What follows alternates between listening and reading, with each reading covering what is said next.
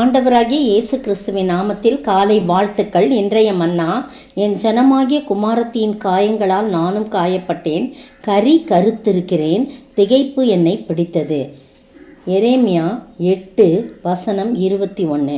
பாருங்கள், இந்த என்ன அப்படின்னா, பாவத்தினால் அழிந்து கொண்டிருக்கிற மக்களை பார்த்து எரேமியா அடைந்த மனவேதனையை தான் இங்கே பார்க்குறோம். 8:20 9ஆம் அதிகாரம் 1ஆம் வசனம் வரைக்கும் அவர் படுகிற மனவேதனையை நம்ம உணரலாம். என் ஜனம் இப்படிப்பட்ட காரியமாக இப்படி இருக்கிறாங்களே, அவங்க மனம் திரும்பவே இல்லையே, இப்படி அழிஞ்சுக்கிட்டு இருக்கிறாங்களேன்ட்டு அந்த பாவத்தினால் அழியும் மக்களை பார்த்து எரேமியா என்ன பண்ணுறாரு, கண்ணீரோட வேதனையோடு இந்த காரியத்தை சொல்கிறத நம்ம பார்க்குறோம். அப்போ பார்த்திங்கன்னா 22ஆம் வசனம் பாருங்கள், 20 21ஆம் வசனம்லாம் பார்த்திங்கன்னா 21ஆம் வசனம் தான் இப்போ வாஸ்தவம். 22ஆம் வசனத்தில் கீலேயாத்தின் பிசின் தைலம் இல்லையோ அப்படின்னு சொன்னால், வேத வசனங்களும் ஆவியானுடைய உதவியும் இல்லையா அப்படின்னு கேட்குறாங்க. ரண வைத்தியன் அப்படின்னு சொல்லும்போது வசனத்தை போதிக்கிறவர்கள் இல்லையோ, வேத வசனங்களும் ஆவியானவரும் இல்லை, உதவியும் இல்லையோ, வசனத்தை போதிக்கிறவர்களும் இல்லையோ. ரண வைத்தியன் அவர் தானே போதிச்சு எல்லாமே செய்கிறவங்க, வைத்தியர் அப்படி இல்லையோ, பின்ன ஏன் என் ஜனமாகிய குமாரத்தி சொஸ்தமடையாமற் போனாய்? அப்படி இருந்தோம், எல்லாருமே இருக்கிறாங்களே, இல்லையோன்னு கேட்குறாங்க. எல்லாருமே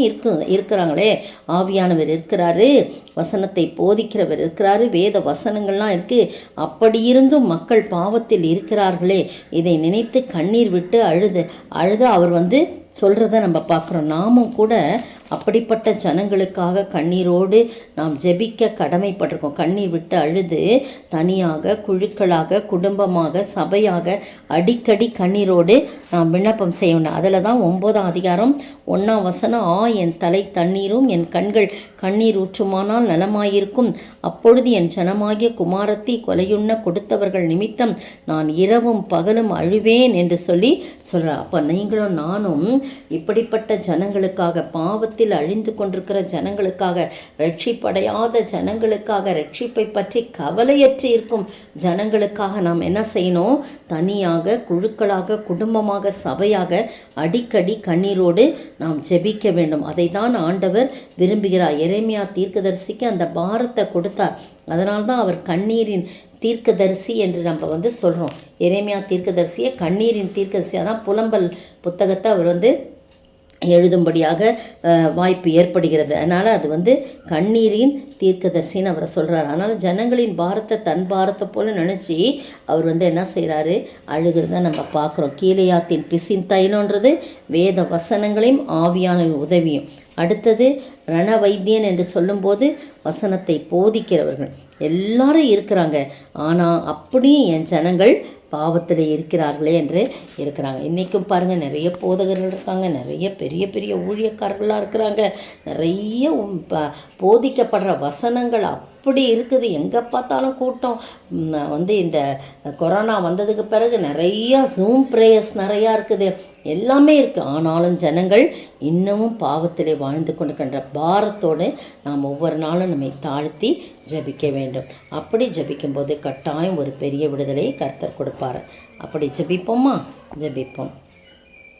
ஆத்துமரட்சி பிழந்தவர் ஆயிரம் ஆயிரமாய் அன்றாடம் இந்த மண்ணடியில் அழிந்து சாகின்றாரே, எமது காரியமாகவே